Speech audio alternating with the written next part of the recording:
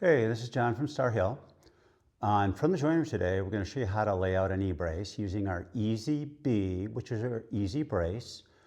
And the tool is designed such that a new framer can lay out a knee brace in under a minute. All right, before we get started, we're going to just talk about the tools that we need. So this is our easy brace, and it's designed to lay out a knee brace, and it'll accommodate a brace up to 8 inches. And we'll get into how to use this tool. We also need a marking knife. We're going to need an awl to mark our holes. And we like to use a marking knife such as this Star Hill double bevel knife to cut some of the lines. We generally put knife lines on lines that are going to be visible. So we mark in pencil for lines you don't see. And if a line is going to be visible, we mark it with a knife line so that it's nice and crisp and you get a really good look when somebody looks at your work. And then we have a saw. This is the first time we're going to try out this Makita 10 1/4 inch saw.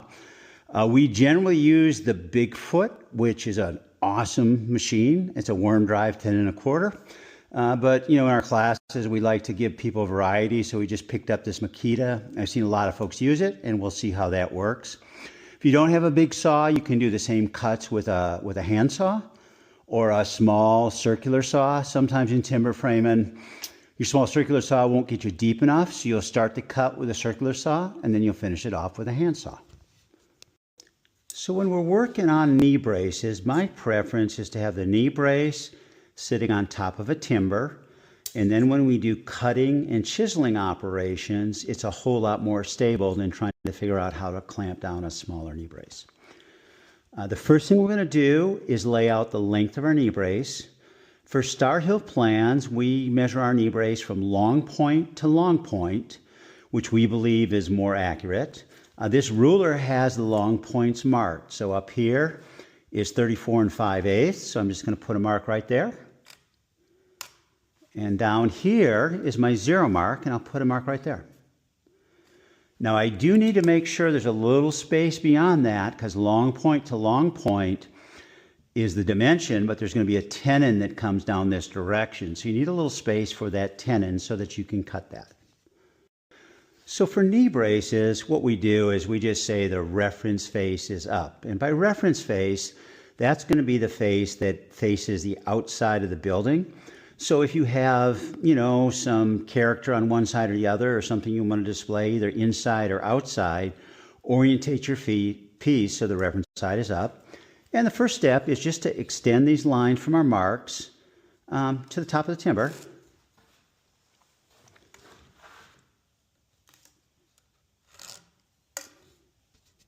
Once they're extended, we're going to take our Easy Brace tool. We're going to line the window up with this line. That's 3/8 inch off the reference face, and this is going to give us a 1/2 inch nose.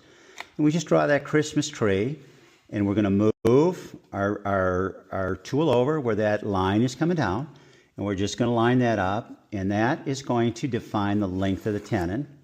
And there's different measurements along here, so we're going to go with a 3.5 inch tenon. So I just make my mark right there. Then I can slide this down to the 3.5 inch mark, and I can line that up. This is extended for this reason in particular. And I can make my mark. And then I've got to cut all the way through, so I'm just going to put a little dotted line up here indicating I need to make that cut. So that has laid out the end of my tenon. Now my shoulder is right here. And what I'll do here is I'm going to put my marking knife right up in this point. I'm going to slide my tool against my marking knife, go up to the top, cant the marking knife out, and make a nice line. And I'll go over it a couple of times so that line is nice and crisp. And then older guys like me may want to go ahead and darken that line in, so when it's time to cut it, we can actually see where the line is. We're going to mark this and this, so this is all waste wood removed. And if we decide that we want a hole in our knee brace, what we can do is line up right here with this line, and this section here gives us different options for holes. So for this case, we'll just pick 3 inches and put that hole in there. Oh, as you can see, 3 inches is too much. It's too far down that way. So we'll go back up here. And we'll just go with 2.5 inches. And that puts that hole about in the center. And so now this hole is 2.5 inches off the bottom, and it's 1.5 inches off the reference face. And generally those holes are 1.5 inches off the reference face because these are going to be 3 or 3.5 inches, and you don't have room to get 2 inches. But this is actually one end of the knee brace, and we're going to repeat that process on the other end. So this is the other end, and we're just going to do the same process in reverse. So it starts with Christmas tree. Move this over, line up with your line. Draw your line. Mark your tenon length. Move your tool back. Mark the end. Make a little dotted line. Slide it down to this line. Put my knife right in the corner. Bump it up against my knife. Cant it out. Go to the top. Pull my knife down a couple of times. And then I'm going to take my owl if I want to drill the hole. We decided 2.5, and we're just going to put 2.5 right there. Circle that. I'm going to remove this waste wood.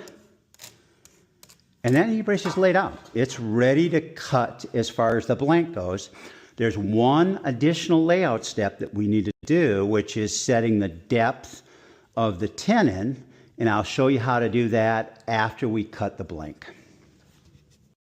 Now, when we're framing, one of the most important things is to make sure our saw blade is square, because we're going to cut right to the shoulder, and that shoulder is what we're going to use in the building to increase our speed. So to do that, you're going to make sure your saw is unplugged. You can turn it over, and you're going to take a square and put it right up against the saw. I like to move it just a little bit out so I can see a little air gap between the square and the blade, and then I can see if it's canted one way or the other. On this saw, there's an adjustment here, an adjustment on the other end that'll allow you to tilt. And one thing that's nice, once you get the saw set in the right position, there's a little set screw that you can adjust, and that set screw will allow you to put it back into the same position each time. When I'm doing knee braces, I will always check my saw before every batch of knee braces. And generally when I'm timber framing, even just by myself, I check my saw probably once a day. If there are multiple people in the shop and we're sharing tools, I generally check my saw every time I go to use it, because you don't know what the guy before you had it set at. So when we use this saw to cut, what we're going to do is put the heavy side of the saw, which is this side, over here, because this little piece is going to fall off.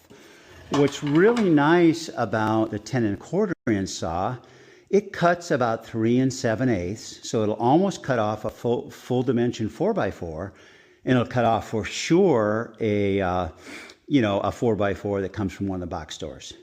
One other thing you got to be aware of, to start your saw at an angle, you probably have to hold the guard up a little bit because it'll get out of your way, to get it out of your way.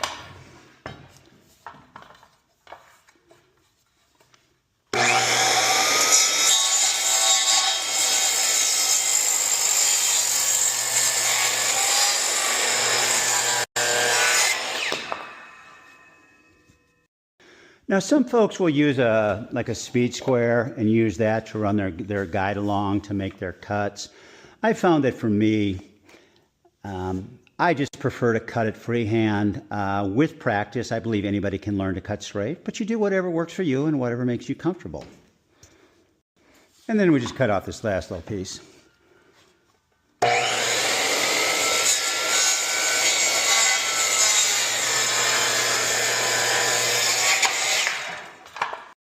All right, the last bit to lay out, this top portion is going to be our housing. So this chunk of wood is going to be removed on both ends.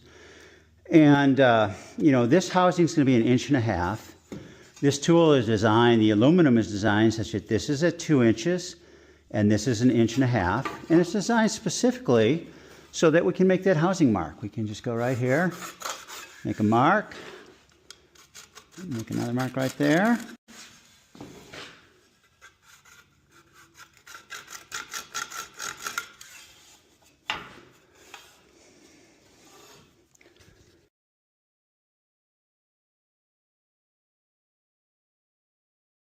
So there's one final item I'd like to share with you. This is our timber framing practices manual. This is specific to Star Hill.